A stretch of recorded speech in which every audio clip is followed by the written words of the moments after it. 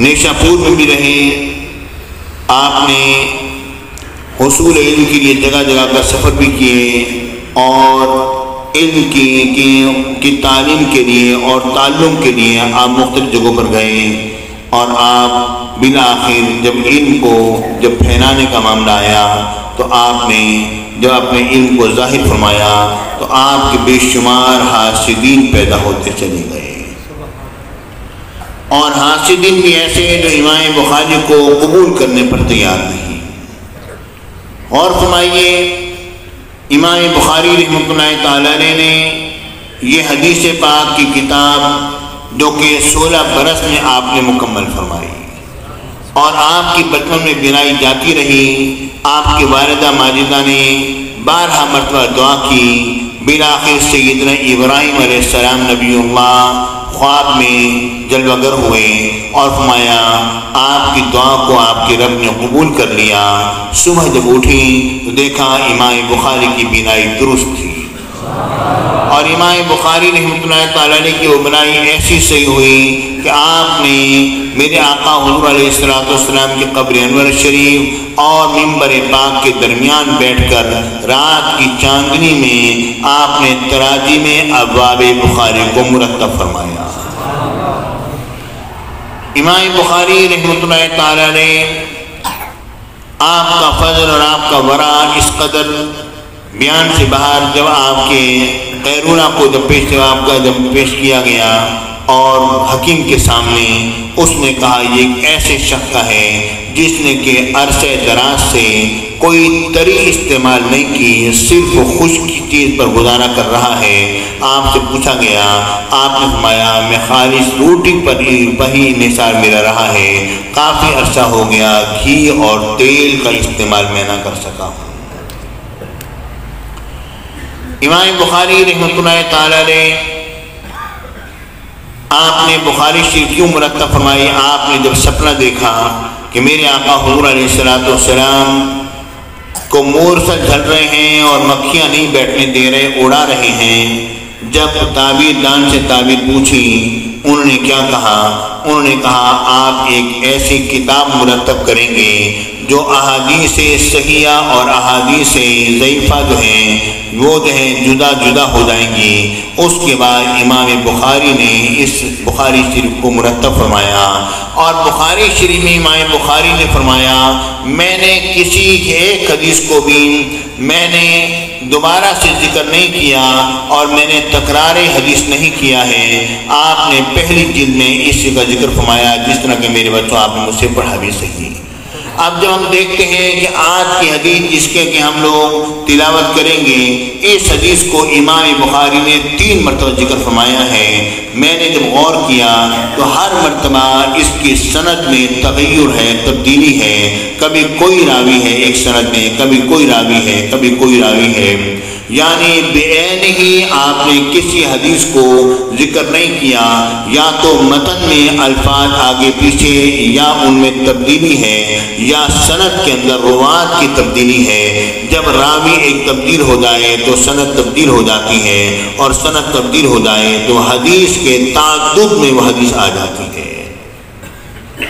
میری بات سمجھ رہے ہیں آپ؟ بہت مختصر انداز میں بات کر رہا ہوں، اس کو طول نہیں دے رہا۔ امام بخاری رحمۃ اللہ تعالیٰ نے جب آپ کی ملاقات ہوئی امام مسلم سے اور وہ آپ کے شاگرد ہیں، انہوں نے ایک حدیث پیش کی کہ حضور یہ حدیث بڑی خوبصورت حدیث ہے، اور پیش کرنے کے بعد پھر جب کہا کہ کیسی حدیث ہے، امام بخاری نے فرمایا وَلَكِنَّهُ مُعَلَّلٌ، لیکن یہ حدیث معلل ہے۔ اس پر امام مسلم نے کہا آپ اس کی علت قادحہ بیان فرمائیے۔ تو امام علت قادحہ 2 قسم کی ہیں، آپ نے نخبۃ الفکر میں پڑھا ہوگا کہ 2 قسم کی ہیں، ایک وہ جسے شیخ بیان کر سکتا ہے، محدث بیان کر سکتا ہے، اور ایک وہ ہے جسے محدث فقط محسوس کرتا ہے۔ اب یہاں پر میں دونوں طرف جاتا ہوں کہ اگر اسے شیخ بیان کر سکتا تھا مگر انہوں نے بیان نہیں کیا، اور امام بخاری نے ایک اور سند پیش کر دی، تو امام مسلم نے اس سند کو جب دیکھا تو اس علت قادحہ کو پہچان گئے کہ پہلی سند میں کون سی خفی علت ہے جس کی بنا پر یہ حدیث جو ہے صحت کے اس معیار کو نہیں، تو کس طرح پہچانیں؟ یا تو امام بخاری اس علت کو بیان نہیں کر سکتے تھے، جس طرح کے محدثین نے لکھا کہ بعض علل قادحہ وہ ہیں جس کو زبان سے بیان نہیں کیا جاتا ہے مگر محدث اپنے حال سے اس کو پہچانتا ہے، تو یہ دوسری سند نے آ کر واضح کر دیا کہ اس میں کون سی چیز ایسی ہے جس کی بنا پر وہ حسن پیدا نہیں ہو رہا حدیث میں، جس کہ امام مسلم نے جان لیا، یا یوں کہو کہ امام بخاری نے مناسب خیال نہیں فرمایا بلکہ دوسری سند جیسے پیش کی، امام مسلم نے جیسے اسے جانا تو انہوں نے کیا کہا؟ انہوں نے فوراً کہا کہ یا استاد الاستاذین یا سید المحدثین یا طبیب العلل فی الحدیث یا طبیب الحدیث فی عللہم، انہوں نے یہ بات کہی اور پھر کہا دانی، آپ مجھے اجازت دیجیے اقبل رجلئی کہ میں آپ کے قدموں کو بوسا دوں۔ جب امام مسلم نے یہ بات کہی تو امام بخاری کو فوراً چاہیے تھا اے مسلم تم کیا کر رہے ہو؟ تم نے میرے قدموں کے بوسہ دینے کی بات کر رہے ہیں جو کہ شرک ہے، یہ تو سجدے کی کیفیت بن جائے گی، یہ تو حرام ہے، مگر انہوں نے ایسی بات کوئی نہیں کہی۔ مطلب یہ ہے کہ پاؤں کو بوسہ دینا جائز ہے جو کہ اس کا اہل ہو، جو اہل نہیں وہ آج کل نااہل لوگ آگے بڑھتے ہیں، اس کی تفصیل ہمارے مجھ سے زیادہ مفتی صاحب قبلہ کی تقاریر میں سماعت فرمائیے، وہ ان کا صحیح طور پر پوسٹ مارٹم فرماتے ہیں۔ بہرحال پیارے ساتھیوں، ہمیں یہ چاہیے کہ جس طرح دین علم پھیلانے میں امام بخاری نے کام کیا، ان کی سیرت طیبہ کو دیکھ کر ہم بھی ان کے مشن کو مکمل کریں اور ہم بھی اپنا کام کریں۔ لیکن یہ دین کس طرح مکمل ہوگا؟ اس طرح مکمل نہیں ہوگا کہ ہم صلح کلی کے قائل ہوں، ہمارا ایک مسلک ہونا چاہیے، ہمارا ایک مذہب ہونا چاہیے، ہمارا ایک نظریہ ہونا چاہیے، ہمارے اصول ہونے چاہیے، ان کو باقی رکھتے ہوئے ہم یہ کام کرتے چلے جائیں۔ اگرچہ کہ بعض اوقات جس طرح کے فاؤنڈیشن کے نصاب کے اندر مجھے بعض چیزوں کو قبول کرنا پڑا، لیکن یہ بات میں پورے وثوق سے عرض کرتا ہوں، جو کوئی بات اگر نگاہ سے چوک گئی ہو تو الگ ہے، کوئی بات میں نے اس پورے نصاب میں ایسی شامل نہیں ہونے دی جو اے میرے پیارے بچوں جو تمہارے مسلک کے خلاف ہو، کوئی ایسی بات شامل نہیں ہوئی۔ اور ہمارے شیخ ہمارے مشیخ غزالی زمان رحمۃ اللہ تعالیٰ علیہ دین میں انتہائی پختہ تھے اور آپ کی شان دین میں بڑی حیرت انگیز تھی، یہاں تک کہ آپ جب جامعہ اسلامیہ بہتپور کی یونیورسٹی میں جب پڑھایا کرتے تھے تو ایک صاحب آئے اور کتا وہاں پر آیا ساتھ، اور وہ کھانا کھا رہے تھے، میرے شیخ کے ساتھ پلاٹ میں بیٹھے ہوئے، انہوں نے ہڈی اٹھائی اور کتے کو ماری اور ایک فرقے کا نام لیا، چل فلاں یہاں سے۔ تو پیارے ساتھیوں غزالی زمانے خفگی کا اظہار کیا، میں مولانا آپ نے اس کو یوں کیوں کہا؟ اس نے کہا حضور بس وہ گستاخ ہیں اس لیے نام لے لیا۔ انہوں نے فرمایا مولانا اس طرح کبھی نہ کہنا، اگر یہ کتا روز محشر اس نے آپ کی شکایت کر دی، یا اللہ میں نے تو تیرے حبیب کی شان میں کبھی گستاخی نہیں کہی تھی، اس نے مجھے یہ کیوں کہا ہے، تو آپ کے پاس کوئی جواب ہوگا؟ کوئی جواب نہیں ہوگا۔ ہمارے سارے اسلاف ایسے گزرے ہیں۔ حضرت محدث شہداء پاکستان رحمۃ اللہ تعالی علیہ جب ان کے سامنے کوئی ایسا گستاخ آتا اس سے ہاتھ ملانا ترک کر دیا کرتے تھے، جبکہ کمشنر تھا جو گستاخ تھا، آپ کا ہاتھ آگے گیا، معلوم ہوا کہ فلاں ہے، فوراً ہاتھ پیچھے کھینچ لیا۔ پیارے بچوں، آپ کے دل میں یہ بات ہونی چاہیے کہ آپ اپنے آپ کو گستاخیوں سے اور گستاخوں سے بالکل بری رکھیں، لیکن یہ ہے کہ آپ اپنا رویہ اپنے شان کے مطابق اختیار کریں۔ وہ رویہ ہمارے اسلاف کا تھا اور ہمارا رویہ ہمارے شان کے مطابق ہونا چاہیے، ہمارے ماحول کے مطابق ہونا چاہیے کہ ہم اب اس طرح سے دین پھیلائیں کہ ہر ایک کے دل کے اندر دین جو ہے وہ اترتا چلا جائے۔ مانے پیارے ساتھیوں، امام بخاری رحمۃ اللہ تعالی علیہ نے جب آپ نیشاپور میں جب پہنچے اور آپ کا بڑا زبردست استقبال ہوا، امام مسلم فرماتے ہیں ایسا استقبال تو میں نے کبھی کسی کا دیکھا ہی نہیں تھا۔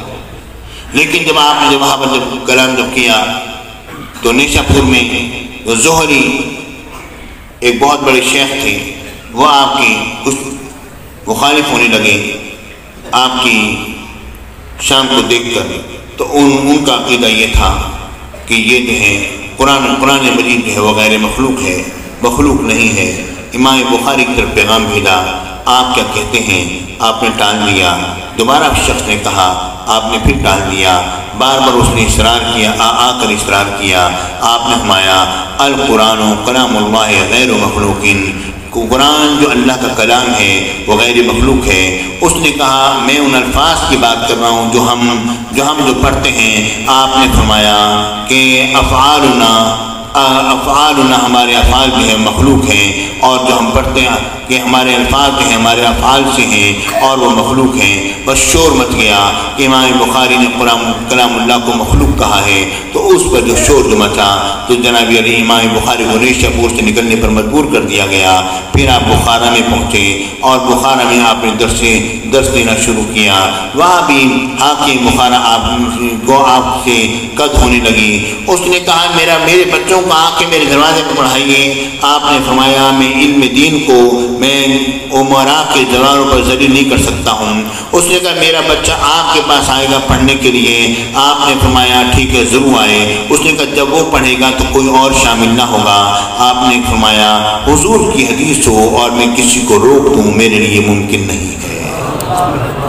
تو اس طرح وہ آپ کا مخالف ہوا، اور علماء سو سے اس نے جناب علی فتاوی حاصل کیے، اور دنیا کے نام نہاد علماء سے اس نے فتاوی حاصل کیا آپ کے خلاف، اور آپ کو بخارا سے کوچ کرنے پر مجبور کر دیا۔ اور پھر آپ وہاں سے جب نکلے اور اپنے ہی شہر سے جب آپ بے شہر ہوئے، بے وطن ہوئے، تو آپ وادی خرطنگ میں جب پہنچے تو آپ نے پھر ارادہ کیا کہ آپ آگے کا سفر اختیار کریں، نیشا پور میں پہنچیں۔ لیکن وہاں پر کیا ہوا؟ معلوم ہوا کہ لوگوں نے آپ کی پھر سے مخالفت شروع کر دی۔ آپ نے وہاں پر رب کی بارگاہ میں دعا کی، اللہ قد ضاقت الارض بما رحبت، یا اللہ یہ زمین جو ہے، اللہ ضاقت علی الارض بما رحبت، یا اللہ یہ زمین جو ہے میرے اوپر میں کشادگی کے باوجود تنگ ہو گئی ہے، تو اب مجھے دنیا سے اٹھا لے، فاقبضنی الیک۔ تو آپ کو بخار ہوا، آپ کو اگلے لوگوں نے بلایا، لیکن یہ سمرقند کی بات ہے، نیچے پورے سمرقند آپ جانا چاہتے تھے۔ آپ کو جب لوگوں نے جب بلایا پھر آپ نے کوشش کی لیکن آپ اٹھ نہ سکے، پسینہ آیا، پسینہ خشک نہ ہوا کہ آپ نے دائی اجل کو لبیک کہہ دیا۔ تو پیارے ساتھیوں، امام بخاری رحمۃ اللہ تعالی علیہ نے بخاری شریف مرتب فرمائی، اور یہ قرآن مجید جو ہے یقیناً یہ اللہ کا کلام ہے، اور میرے آقا حضور علیہ السلام کے فرامین عالیہ یہ بھی کیا ہیں؟ اللہ ہی کی جانب سے ہیں۔ مگر قرآن میں اور حدیث میں جو اصولی جو فرق ہے وہ یہ ہے کہ اس کے قرآن مجید کے کلمات وہ بھی منزل من اللہ ہیں، اور احادیث مبارکہ وہ ہیں جن کے کلمات میرے آقا کے زبان پاک کے تراشیدہ ہیں، جو میرے آقا نے ان کو بیان فرمایا، ورنہ ان کے اصل میں کوئی فرق نہیں۔ میرے جس طرح قرآن کا منکر کافر ہے، میرے آقا کی حدیث پاک کا منکر بھی یقینی طور پر کافر ہے، لیکن وہ حدیث جس کے بارے میں یقین ہو جائے کہ میرے آقا نے یہ بات فرمائی ہے، ورنہ حدیث ضعیف کا یہ حکم نہیں، حدیث مشہور، حدیث غریب عزیز کا یہ حکم نہیں، حدیث متواتر کا یہ حکم ہے۔ یا وہ شخص جس نے میرے آقا کے دہن پاک سے کوئی کلام سنا اور پھر کہہ دے میں نہیں مانتا، وہ کافر ہو جائے گا۔ یعنی قرآن میں اور حدیث میں جو فرق ہے وہ اصولاً کوئی فرق نہیں، بئی معنی کہ دونوں کے دونوں من جانب اللہ ہیں، لیکن قرآن پاک کے الفاظ وہ رب کی طرف سے تراشید، رب کی طرف سے منزل ہیں۔ اور میرے آقا کے احادیث مبارکہ جب میرے آقا یہ کہیں کہ میرے رب نے یہ فرمایا، حدیث قدسی بن جاتی ہے۔ جب میرے آقا یہ فرمائیں کہ میں یہ کہتا ہوں تو میں سے مراد کیا ہے؟ میرے آقا کی زبان پاک پر رب العالمین بولتا ہے۔ میرے آقا سرکار مدینہ کی زبان پاک کیا، حضرت عمر بن خطاب کے بارے میں میرے آقا نے فرمایا ان اللہ ینطق علی لسان عمر وقلبہ، عمر کی زبان پر بھی خدا بولتا ہے تو دل پر بھی خدا بولتا ہے۔ پیارے ساتھیوں، یہ قرآن مجید فرقان حمید یہ اللہ کا کلام اور میرے آقا حضور علیہ السلام کی حکمت جو ہے، میرے آقا کی حدیث مبارکہ یہ کیا ہے؟ یہ حکمت ہے۔ دیکھیں رب العالمین نے فرمایا وما انزل علیکم من الکتاب والحکمہ یعظکم بہ، رب العالمین نے فرمایا اور وہ نازل فرمایا اللہ نے تمہارے اوپر کتاب کو نازل کیا اور حکمت کو نازل کیا۔ کتاب تو ہمارے سامنے، حکمت سے مراد کیا ہے؟ حکمت سے مراد میرے آقا کے وہ اقوال ہیں اور میرے آقا کے وہ افعال ہیں جو میرے آقا نے کر کے دکھائے۔ یہ دونوں چیزیں حکمت میں شامل ہیں، یہ دونوں کی دونوں چیزیں میرے رب کی طرف سے نازل ہوئی ہیں۔ اب اگر یہ کہا جائے کہ حضور علیہ السلام کے کئی فرامین ایسے ہیں جو کہ جن کے بارے میں آیات قرآنی نازل ہوئی، بس یا ایھا النبی لما تحرم ما احل اللہ لک، تو میں اس بارے میں اتنا کہوں گا کہ اب میرے آقا کے بعض فرامین جو ہیں ان کے بارے میں آیات نازل ہوئیں اور وہ منسوخ ہوئے، وہ اسی طرح ہے جس طرح کہ ایک آیت دوسری آیت کو منسوخ کر دیتی ہے۔ رب العالمین نے فرمایا وما انزل علیکم من الکتاب والحکمہ یعظکم بہ، وہ جو نازل فرمایا اللہ نے تمہارے اوپر کتاب اور حکمت کو، اور نصیحت کرتا ہے اللہ تم کو اس کے ساتھ، کس کے ساتھ؟ پیارے بچوں یہ بات ذہن میں رکھو، اس بہی کا ضمیر کا مرجع صرف کتاب نہیں، صرف حکمت نہیں، بلکہ اس کا مرجع جو ہے وہ ماں ہے جو انزلہ سے پہلے کھڑا ہے، اور من الکتاب والحکمہ اسی کا بیان ہے۔ یعنی وہ اللہ رب العالمین نے کتاب بھی نازل کی، حکمت بھی نازل کی، اللہ رب العالمین ان دونوں کے ذریعے سے تمہیں نصیحت کرتا ہے۔ اب دیکھیے غور کیجئے، اس کا نزول ثابت ہو گیا، ورنہ حکمت آپ مجھے بتائیے حکمت کیا ہے؟ اگر آپ قرآن کتاب سے مراد تو قرآن مجید ہو گئی، باقی حکمت کیا ہے آپ بتلا دیجیے، کوئی حکمت ہو الگ سے کوئی چیز ہو بتلائیے۔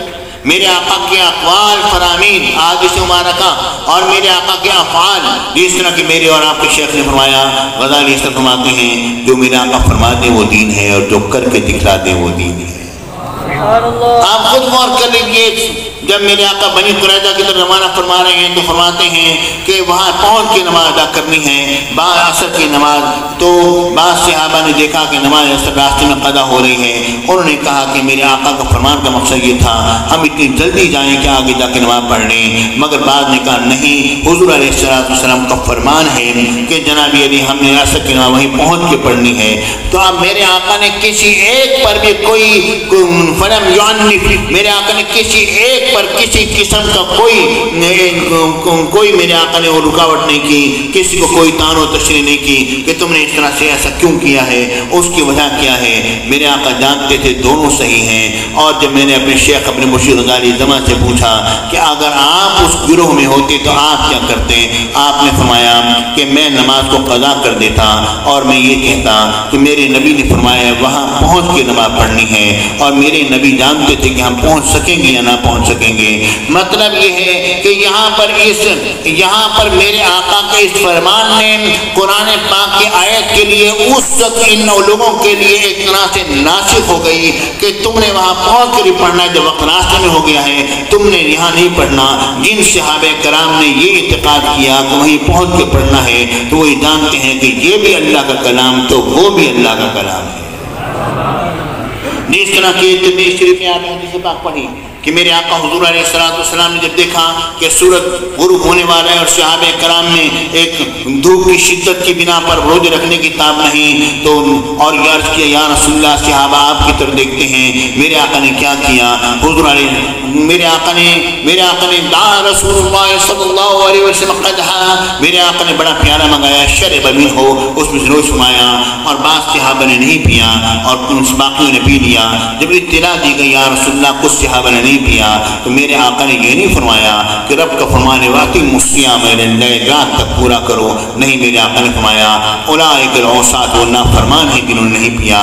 یعنی اس وقت وہ قرآن کی آیت میرے سامنے بھی ہے، ان کے سامنے بھی ہے۔ اب جو میں کہہ رہا ہوں کیا یہ میں کہہ رہا ہوں؟ میرا تو ہر فرمان رب کی طرف سے ہے، وما ينطق عن الهوى ان هو الا وحی یوحى۔ تو اور اس آیت کریمہ پر آپ غور کر لیجئے، کہیں سے کہیں تک یہ بات نہیں آتی بتاتے کہ یہ آیت کریمہ صرف قرآن مجید سے متعلق ہے، یہ ایک عمومی حکم ہے تو کیا آیا ہے؟ تو مطلب یہ ہے کہ میرے آقا کے احادیث مبارکہ سے یہ بات واضح ہوتی ہے کہ حضور کا ہر فرمان جو ہے رب کی طرف سے ہے، اور اسی لیے انہیں میرے آقا کی حکمت کی باتوں کو باقاعدہ طور پر اس زمانے میں یاد کیا جاتا تھا۔ سیدنا ابو ہریرہ یاد کیا کرتے تھے، انہوں نے میرے آقا کے سامنے جس وقت اپنا کپڑا بچھایا تھا اور عرض کیا تھا یا رسول اللہ مجھے حافظہ کمزور ہو گیا، میرے آقا نے بولا اس ستریدہ کہ اے ابو ہریرہ اپنے کپڑے کو بچھا دو۔ انہوں نے کپڑا جب بچھایا میرے آقا نے 3 لب بھر بھر کے ڈالے اور پھر فرمایا تم الیک یا ابا ہریرہ۔ جب یہ جواب دیا انہوں نے سینے سے لگایا واتے واللہ ما نسیت بعد ذلک شیئا، اس کے بعد میں کوئی بات نہیں بھولا۔ اس کا مطلب کیا ہوا؟ مطلب یہ ہے کہ انہوں نے حافظہ کیوں مانگا تھا؟ یا رسول اللہ آپ کی حدیثیں یاد کرتا ہوں بھول جاتا ہوں۔ مطلب یہ ہے کہ حدیثوں کا یاد کرنا اس زمانے سے ہے، اور اس کا ذکر قرآن پاک میں رب العالمین نے فرمایا، یہاں تک کہ آپ جانتے ہو کہ گھر میں انسان کے اپنے گھر میں جو کام ہوتا ہے اس سے بہتر اور کام کیا ہوگا؟ رب العالمین نے فرمایا وَاذْكُرْنَا مَا يُتْلَى فِي بُيُوتِكُنَّ مِنْ آیَاتِ اللَّهِ وَالْحِکْمَةِ۔ اے نبی کی پاک دامن بیویوں یاد کرتی رہو وہ اللہ کی آیات اور حکمت کو اپنے گھروں میں یاد کرتی رہو۔ اللہ کے آیات بھی اور حکمت بھی۔ حکمت سے مراد کیا ہے؟ حکمت سے مراد میرے آقا کے فرامین اور احادیث مبارکہ ہیں، یعنی یہ سب چیزیں یاد کی جاتی تھیں۔ اور حضور علیہ السلام کے بارے میں رب العالمین نے فرمایا، پروردگار نے فرمایا هو الذی بعث فی النبی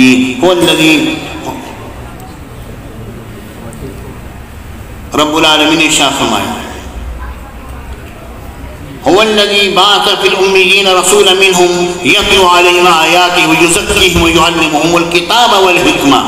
وہ کتاب اور حکمت کی تعلیم دیتے ہیں، وہ نبی جنہوں نے کہ وہ اللہ جس نے کہ بھیجا امیوں میں جاہلوں میں نادانوں میں ایک رسول کو بھیجا، منہم جو ان میں سے ہیں مگر ان جیسے نہیں ہیں، کیونکہ وہ جاہل ہیں۔ نبی تعلیم دینے والا ہے، کس چیز کی؟ کتاب اور حکمت کی تعلیم دے رہا ہے۔ تو مطلب یہ ہے کہ حکمت سے مراد میرے آقا کے حدیث ہیں اور وہی یہاں پر جمع کی گئی ہیں۔ بارہ دیکھیے اور غور کیجیے پیارے بچوں، اس بات پر میں اپنی بات کو بہت ہی اختصار کے ساتھ بیان کر رہا ہوں۔ ایک بات پیش کروں، امام بخاری رحمۃ اللہ تعالیٰ علیہ اگرچہ کہ وہ احناف کے ساتھ ان کا کوئی خاص تعلق نہ تھا، ذہن نہ ملتا تھا، اس کی کچھ وجوہات کی طرف میں نہیں جاتا، لیکن یہ بات عرض کروں ایک اور بھی امام بخاری نے جگہ جگہ پر بار بار احناف کے بارے میں کہا، کیا کہتے ہیں؟ بعض الناس کہہ کے مخاطب کرتے ہیں، بعض جگہ پر احناف کی توصیف بھی کی ہے، بعض اوقات امام شافعی کو بھی بعض الناس کہا ہے، لیکن اکثر مقامات پر امام اعظم ابو حنیفہ رضی اللہ تعالیٰ عنہ کو بعض الناس انہوں نے کہا کہ بعض الناس کا یہ عقیدہ ہے۔ دیکھو اب اس پر ایک مثال دیتا ہوں اور اس کے بعد میں اپنی حدیث پاک پر کلام کر کے اور حدیث پاک کو اختتام پر پہنچاتا ہوں۔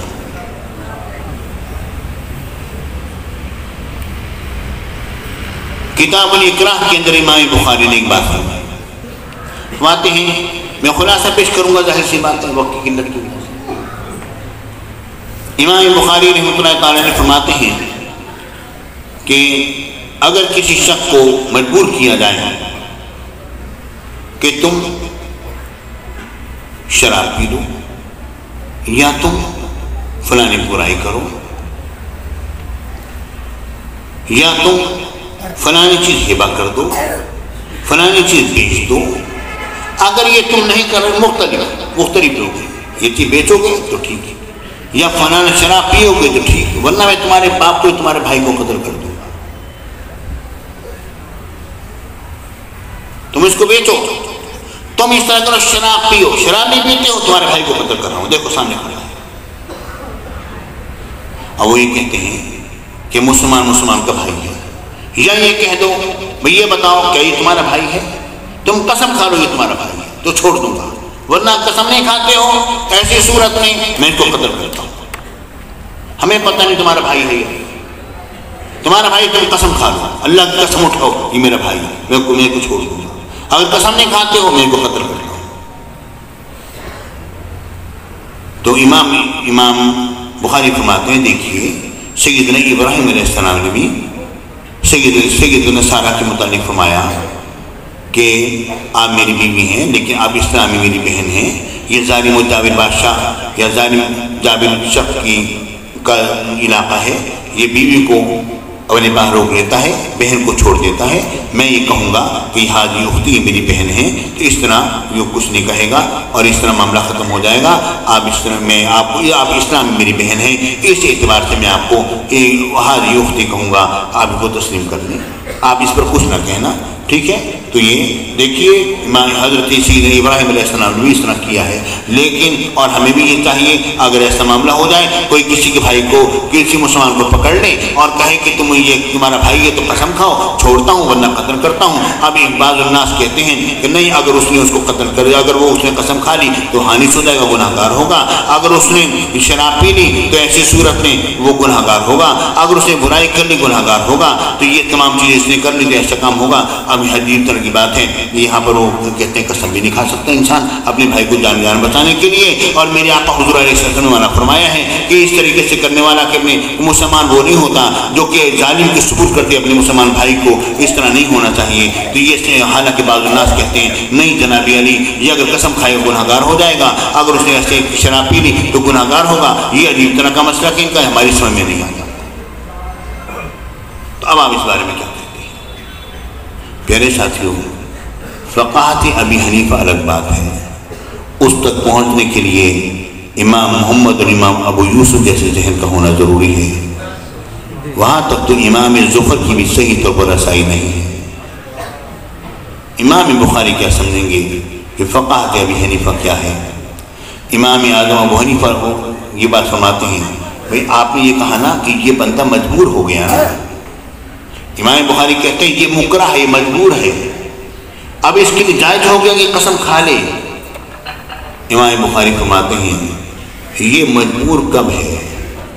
مجبور تو تب ہوتا جب اسے کہا جاتا کہ تو شراب پی ورنہ میں تجھے قتل کرتا ہوں. یہ تو مجبور نہیں ہے. قتل تو بھائی ہو رہا ہے، یہ باپ ہو رہا ہے، یہ تو مجبور نہیں ہے. مجبور تو وہ ہے جس کو قتل کیا جا رہا ہے، اس سے تو کچھ نہیں کہا جا رہا. ہاں اگر یہ کہ وہ قسم کھائے یا نہ کھائے، بات یہ امام اعظم فرماتے ہیں کہ اگر اس نے قسم کھا لی تو وہ گناہ گار ہوگا. قسم کھا لی تو گناہ گار ہوگا. یہ نہیں ہے کہ جناب وہ گناہ گار نہیں ہوگا. شراب اگر اس نے پی لی تو شراب کی حد اس پر لگے گی، کیونکہ یہ مکرہ نہیں ہے. یہ ٹھیک ہے کھاتا ہے کھا لے، بھائی کی جان بچا لے، شراب پیتا ہے پی لے، مگر شراب کی سزا سے اس کی جان نہیں چھوٹے گی. یہ بات نہیں ہے کہ شراب اس کے لیے جائز ہو گئی ہے کہ مجبور تھا وہ کیا کرتا، شراب جائز نہیں ہوئی. وہ خود مکرہ نہیں ہے، خود مجبور نہیں ہے. مجبور تو اس کا بھائی ہے، اس کا باپ ہے جس کے بارے میں کہا جا رہا ہے. وہ تو مجبور نہیں ہے، وہ تو اپنا حساب کتاب دے گا. وہ تو اپنا حساب کتاب دے گا. ہاں اگر کھاتا ہے تو کھا لے، لیکن وہ اپنا حساب کتاب دے گا. یہ نہیں ہے کہ آپ اس سے وہ حساب کتاب ختم کر دو، یہ نہیں ہوگا. اس طرح انہوں نے کہا. آپ عجیب طرح کی بات کرتے ہیں. آپ یہ کہتے ہیں کہ اگر اس کو پکڑ لیا گیا اور اسے کہا گیا کہ تم یہ چیز بیچو، اگر نہیں بیچو گے تو ہم تمہیں قتل کرتے ہیں، یہ نہیں بیچو گے ہم تمہارے بھائی کو قتل کرتے ہیں، تو آپ کہتے ہیں کہ اب وہ بیچ دے، یہ چیز فلاں کو ہبہ کر دو، نہیں کرو گے تو جناب علی ہم تمہارے بھائی کو قتل کرتے ہیں، کہتے ہبہ کر دو. اور یہ یہاں پر یہ بات کہہ رہے ہیں، وہاں پر وہ بات کہہ رہے ہیں. اور پھر اس پر مستداد یہ ہے کہ یہ کہتے ہیں کہ جب وہ اس طرح کر دے اور تمہارا وہ بھائی یہ باپ کر چھوٹ جائے، اس کے بعد پھر وہ جو تجارت وہ جو بیچی ہے وہ تمہارے واپس آ جائے گی، بے ختم ہو جائے گی. جی کیا یہ سمجھ میں نہیں آتا، یہ تضاد ہماری عقل میں آنے والا نہیں. تو فقاہت ابی حنیفہ کو سمجھنے کے لیے پھر کہوں گا امام محمد جیسا ذہن لے کر آؤ، وہ بتائیں گے کیا معاملہ ہے.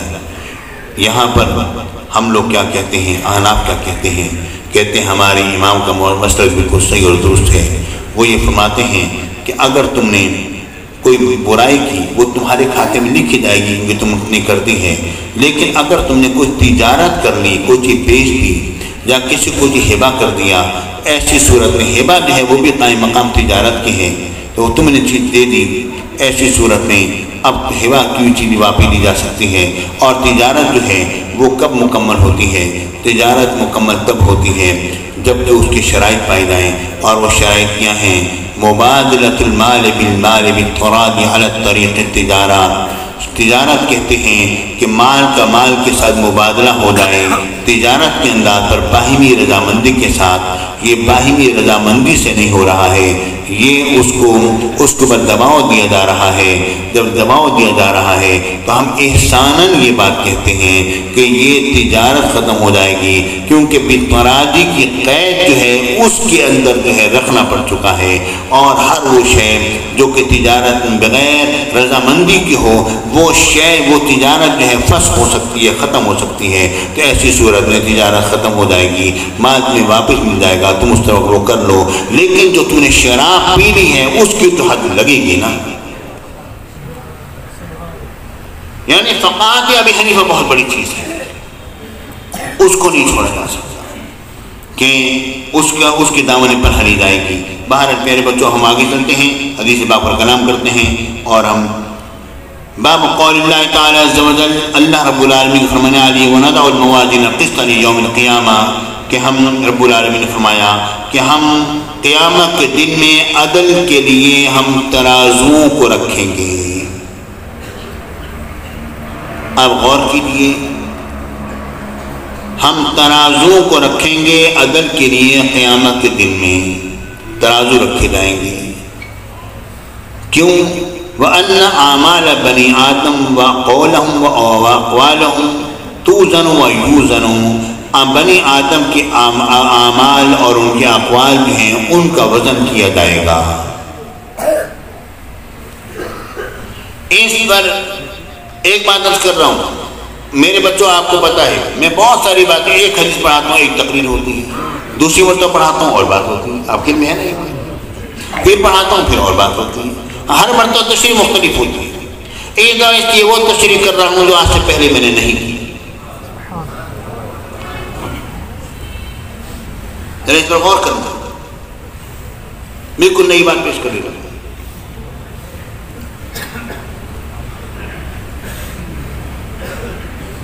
بنی آدم کے اعمال اور ان کے اقوال ان کا وزن کیا جائے گا۔ اس پر علماء کیا لکھتے ہیں، جس نے حضرت مفتی صاحب قبلہ نے تقریر فرمائی، فرماتے ہیں کہ معتزلہ نے اعتراض کیا، وہ کہتے ہیں کہ اعمال کا وزن نہیں ہو سکتا، اقوال ایک بات ہے، یہ عرض ہے، اس کا وزن نہیں ہو سکتا، آراز کا وزن نہیں ہو سکتا ہے، اس لیے ہم یہ چیز جو ہے یہ استعارہ ہے عدل اور انصاف سے، یعنی اللہ تعالیٰ فرما رہا ہے کہ ہم قیامت کے دن میں عدل اور انصاف کے لیے ترازو رکھیں گے کہ یہ اعمال بنی آدم اور ان کے اقوال جو ہیں ان کا جو وزن جو ہے وہ نہیں ہوتا ہے، یعنی مطلب یہ ہے کہ ہم عدل اور انصاف سے کام لیں گے۔ یہ آراز ہیں، حسن جو ہے اس کا وزن نہیں ہوتا، حسین کا وزن ہو جاتا ہے۔ علم کا وزن نہیں ہوتا مگر عالم کا وزن ہو جاتا ہے۔ علم کا وزن علم والے اپنے دل میں سمجھ لیتے ہیں مگر وہ وزن نہیں ہوتا، اس کی کیفیت ہوتی ہے۔ اچھا جی، لیکن میں ایک بات عرض کرتا ہوں، ذرا غور کیجیے گا، مجھے بھی ذرا توجہ فرمائیے گا، وہ یہ ہے کہ اعمال کا وزن دو چیزیں ہیں۔ ایک یہ کہ ایک شخص نے 10 من آٹا اللہ کے نام پر دیا، آٹا جو ہے وہ کیا ہے، وہ جوہر ہے، وہ ایک جسم رکھتا ہے، ایک جرم رکھتا ہے، اس کا وزن ہوتا ہے۔ اور ایک یہ ہے کہ جناب یہ اس نے یہ عمل کیا، اس نے توڑ کر دیا، یہ ہے۔ لیکن میرا سوال یہ ہے، مجھے یہ بتلائیے، بہت سارے اعمال کیے جاتے ہیں مگر ان کی جزا نہیں دی جاتی۔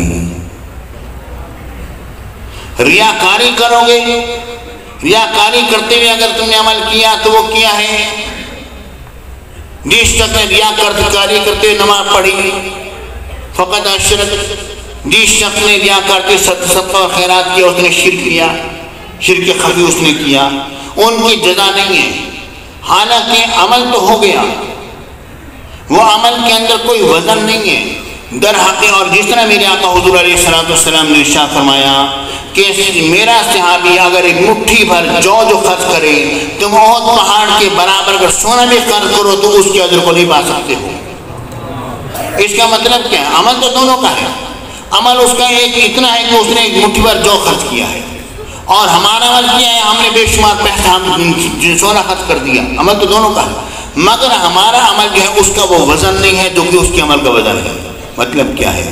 اصل میں اعمال کے وزن نہیں ہے، وزن جو ہے وہ نیت کا ہے۔ سبحان اللہ، اس بات پر غور کرنا، وزن جو ہے وہ نیت کا ہے، جتنی نیت خالص ہوتی چلی جائے گی اسی قدر وزن بڑھتا چلا جائے گا۔ رب العالمین نے فرمایا ایک نیکی کی جزا جو ہے 10 گنا سے لے کے 700 گنا تک دوں گا۔ یہ کیا مطلب ہے؟ بھئی عمل تو ایک ہی ہے نا جی، اس کی جزا کیوں بڑھ رہی ہے؟ کیونکہ اس کا اخلاص بڑھ رہا ہے، اس کی نیت بڑھ رہی ہے۔ تو یہ نیت جو ہے اصل میں در حقیقت اس کو تولا جائے گا، در حقیقت اس کو تولا جائے گا۔ جس طرح کہ یہاں پر یہ آراز جو ہیں یہ اجسام اس کے لیے بمنزل لباس، یہ اجسام کے لیے بمنزل لباس کے ہیں، اسی طرح وہاں پر یہ اعمال اور اقوال جو ہیں بمنزل یہ نیت جو ہے ان کے لیے، یہ ان کی نیت کے لیے بمنزل کس کے ہو جائیں گے؟ بمنزل لباس کے ہو جائیں گے۔ اصل میں نیت کا وزن کیا، نیت اگر جیسی ہوگی اس کے مطابق جزا ملے گی۔ تو اصل جو چیز تلتی ہے وہ نیت ہوتی ہے۔ اگر نیت کسی شخص کی خراب ہے تو اس کو اس عمل کی کوئی جزا نہیں ہے، حالانکہ اس نے عمل تو کر لیا ہے مگر اس میں وزن نہیں ہے۔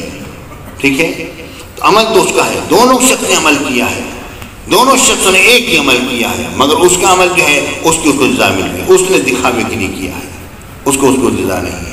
تو اب یہ بات واضح ہو گئی کہ یہاں پر در حقیقت معاملہ جو ہے وہ نیات کا ہے، اور ان کو ذکر جو کیا گیا کہ، اور امام بخاری نے جو پہلی حدیث ذکر کی انما الاعمال بالنیات، کہ اعمال کا دار و مدار نیتوں پر ہے، اور یہ کہ اگر اعمال کو بھی تولا جائے تو آج کل تو ہمارے پاس تھرمامیٹر بھی ہے، آج کل آواز کو ناپنے کے آلات بھی ہیں، کہ جناب علی صاحب اسپیکر کے اندر ہم دیکھتے ہیں کہ لال لکیریں کبھی اوپر جا رہی ہیں کبھی نیچے آ رہی ہیں، یعنی آراز کو تولنے کے معاملات بھی ہمارے سامنے آج موجود ہیں۔ رب العالمین نے فرمایا اور ہم رکھیں گے ترازوؤں کو، عدل کے ترازوؤں کو قیامت کے دن میں، یا عدل کرنے کے لیے ہم ترازو رکھیں گے قیامت کے دن میں۔ بنی آدم کے اعمال اور ان کے اقوال جو ہیں ان کا وزن کیا جاتا ہے۔ امام مجاہد نے فرمایا القسطاس القسطاس العدل بالرومیہ، اس کے معنی جو ہیں عدل کے ہیں رومی لغت میں۔ اب رومی لغت میں جو ہیں تو رب العالمین نے ارشاد فرمایا کہ قرآن ہم نے عربی زبان میں نازل فرمایا، تو اس کا مطلب کیا بنے گا؟ تو یہ تو عربی زبان کا لفظ ہے، اس کا یہ جواب دیا گیا ہے کہ یہ توافق اللغتین ہے کہ عربی میں بھی قسطاس اور قسطاس جو ہے یہ اس کے معنی عدل کے ہیں، اور رومی لغت میں بھی اسی طرح ہے۔ یقال القسط مصدر المقسط، کہا جاتا ہے قسط جو ہے مقسط کا مصدر ہے، وہ العادل، اور وہ عادل کے معنی میں ہے۔ واما القاسط فهو الجائر، اور بہرحال قاسط جو ہے اس کے معنی حد سے تجاوز کر جانے والے کے آتے ہیں۔ اس کا مطلب کیا ہوا؟ اس کا مطلب ہمارے علماء نے مختلف انداز پیش کیے کہ قسط جو ہے اس کے معنی جو ہے اصل میں ظلم کے ہوتے ہیں، اور مقسط جو ہے اس کے معنی عدل انصاف کے ہوتے ہیں، اور قاسط کے معنی ظالم کے ہوتے ہیں۔ تو اب یہ دیکھیے غور کیجیے، تو مقسط کے اندر حمزہ جو ہے وہ سلب ماخذ کے لیے ہے، یعنی جو ظلم جو ہے اس کو سلب کر دیا گیا۔ لیکن میں یہاں پر اپنی ذاتی تحقیق پیش کرتا ہوں، وہ یہ ہے کہ یہاں پر القسط ہے، قسط جو ہے اس کے معنی عدل انصاف کے ہوتے ہیں، اور قسط جو ہے